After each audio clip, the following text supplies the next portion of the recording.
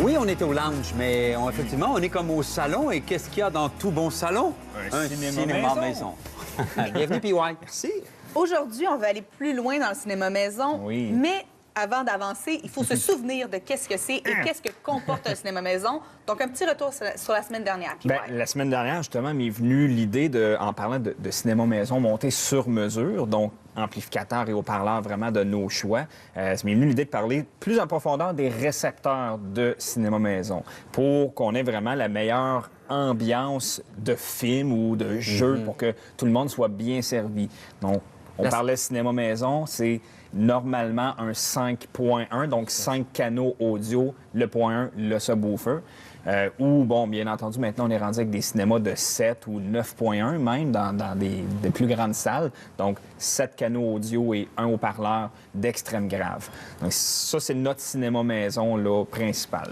Mais là, aujourd'hui, tu veux nous présenter le récepteur. Le récepteur. Qu'est-ce que c'est? Bien, le récepteur, on pourrait le comparer, dans le fond, au cerveau, tout simplement, de votre cinéma maison. C'est lui qui va vraiment contrôler, comme son nom l'indique, là, un récepteur audio-vidéo, il va tout contrôler vos sources audio et vidéo sur ce récepteur. Je ne veux pas rentrer dans ton champ de caméra, mais je veux tourner, je ben veux oui. montrer ça en arrière. Écoute, regarde Monte ça en arrière. Regarde ça.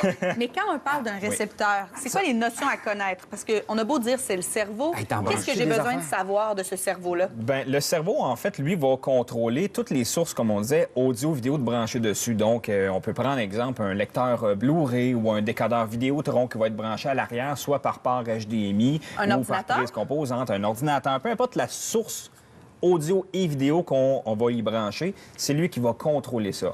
Donc, les nouveaux récepteurs comme ceux-là qui ont des prises HDMI, c'est qu'on branche toutes nos sources par HDMI. Les HDMI, Ils vont- c'est les prises ceux sur en le haut, dessus, hein? exactement. C'est ça. C'est Et ce on qui est- va tout simplement renvoyer un seul câble HDMI Oui. vers le téléviseur. Ce qui fait que la télé reste toujours sur la même entrée.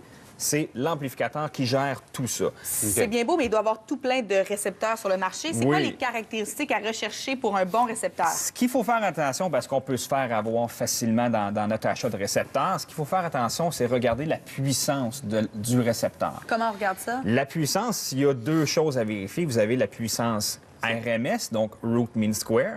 Donc, c'est une puissance continue qu'on va aller chercher dans la manière du calcul à faire. Et vous avez aussi une puissance, ce qu'on appelle un peak, donc une puissance crête. Ce qu'il ne faut pas acheter, en fait, c'est un amplificateur qui a une puissance crête. Parce que ça, c'est des Pourquoi? chiffres qui sont truqués. La manière qu'on calcule une puissance, exemple, si on dit un amplificateur de 100 watts par canal, RMS. Donc, c'est 100 watts canal, continue toujours. Peu importe le volume, l'amplificateur va toujours garder un 100 watts stable sans avoir trop de distorsion harmonique. Contrairement à une puissance crête qui, elle, va être calculée avec un maximum de pouvoir qu'il est capable de donner pendant un très court laps de temps et souvent bourré de distorsion harmonique. Donc, il faut faire attention à ce qu'on achète. Est-ce qu'il y a des compagnies qui sont meilleures que d'autres? Bien sûr, c'est sûr que n'importe quelle compagnie va créer des amplificateurs bas de gamme, d'autres haut de gamme, et on va le voir souvent avec le prix. Un amplificateur à 100-200 versus des amplificateurs, c'est celui-ci, c'est un amplificateur de 1500 J'en ai des bien plus chers que ça en magasin. Donc, c'est d'aller en magasin, c'est de poser les C'est bonnes de poser questions. les bonnes questions, vérifier ce qu'on veut vraiment avoir. Le nombre de décibels qu'on va être capable de créer avec un amplificateur, le taux de distorsion harmonique, qui est... Ça, là, c'est un Est-ce autre que des choses à j'ai besoin de bien connaître la vérifier. puissance de mes haut-parleurs avant de choisir l'ampli? Oui, bien, normalement, Tu choisis un l'ampli, bon- puis après tes haut-parleurs? Normalement, on choisit l'amplificateur en conséquence à peu près des haut-parleurs. Mais normalement, nos haut-parleurs sont tous capables de sortir un 150, 200 watts, 250 watts par canal. Mais normalement, on a un amplificateur toujours un peu plus bas que les haut-parleurs, bien entendu. Parce que c'est pas les haut-parleurs qu'on veut briser, mais l'amplificateur. Tu as apporté un modèle Pioneer Oui. et c'est pas pour rien que tu as apporté celui-là. C'est pas pour rien que j'ai apporté celui-là, parce que une des choses que j'aime beaucoup dans les nouveaux récepteurs de cinéma maison comme ceux-là, c'est l'audio multizone. On en a déjà parlé dans les multizones dans les dernières émissions, et le réseautage sur les amplificateurs. Qu'est-ce que ça veut deux dire, le réseautage? caractéristiques intéressantes. Moi, pour moi, réseauter, c'est donner ma carte d'affaires à quelqu'un. Moi, je suis Quand on allé parle- sur LinkedIn. Oh! Tu m'impressionnes! Quand on parle de réseautage, c'est que les amplificateurs, maintenant, vont se brancher sur votre connexion réseau, toujours filée. On ne parle pas de Wi-Fi ici, c'est toujours filé.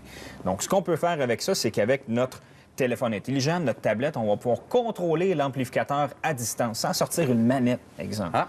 Donc, on va pouvoir contrôler Mais notre dans la amplificateur. maison? Dans la maison, toujours. Dans OK. la maison. Je peux pas du bureau faire une peur à la gardienne, porter mon ampli puis le cinéma maison. c'est Non, on ne peut pas le faire. Mais il y a d'autres choses qui existent. OK. Et Pioneer, j'ai apporté celle-là parce que Pioneer font, selon moi... ta tablette, c'est la manette? Ma tablette, c'est la meilleure. Pioneer fait, selon moi, la meilleure amplification sur le marché au niveau des amplificateurs. OK. Donc, on voit ici, on est, exemple, sur la contrôle de zone 1.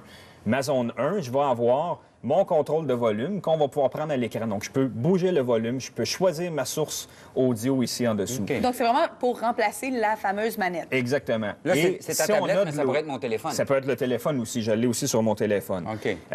Exemple, on parle de zone 2, zone 3, donc des haut-parleurs multi-room, donc multi-pièces. Dans la cuisine, dans la salle à dîner, dans le salon. C'est ça. Je pourrais aller prendre exemple, je veux dire, bon, ben moi, ma zone 2, je vais la chercher ici sur mon application et je vais allumer l'amplificateur sur la zone 2 et par la suite contrôler mon volume à distance ou la source. Donc, quand on parlait de maison intelligente, ça s'inscrit Ça dans une s'installe maison là-dedans. intelligente. Exactement. Et quand on parle de multipièces, il faut faire attention. On va le retourner encore. Ah ouais, vas-y, t'es capable. Mon gros monstre.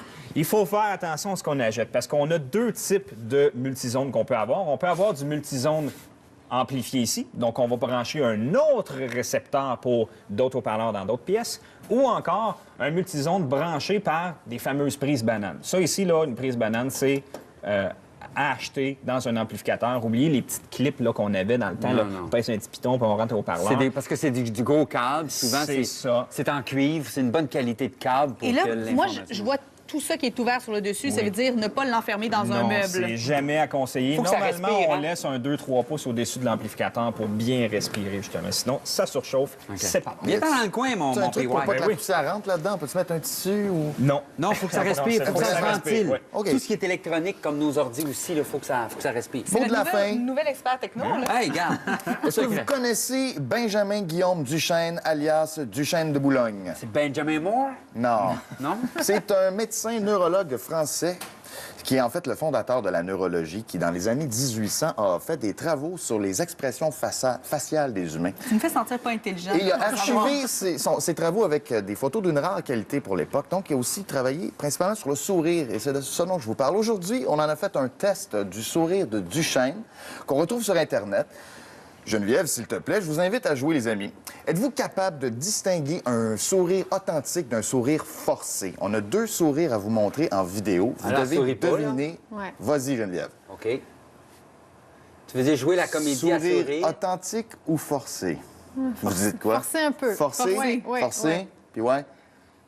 J'hésite. Je vais voir le deuxième. Hein? Un peu timide comme sourire. Ouais. pardon. OK. Ouais.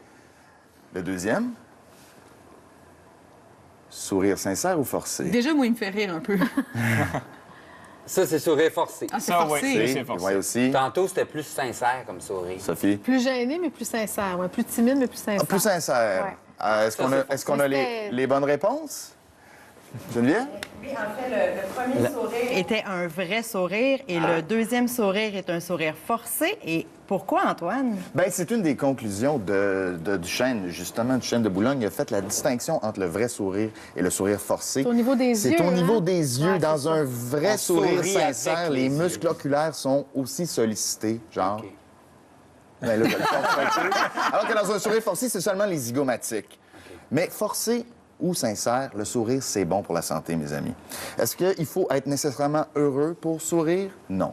Évidemment, si on est de bonne humeur ou qu'on est véritablement heureux, oui, on va sourire. Mais si on sourit, ça va aussi nous rendre heureux. Ça peut déclencher, Oui. comme le Laisse- rire peut des fois déclencher un vrai rire. Le Absolument. rire fauné peut Fait déclencher. qu'on sait que l'esprit a une influence sur le corps. Si on Oui. est déprimé, ben on va mal dormir, on n'aura pas d'appétit.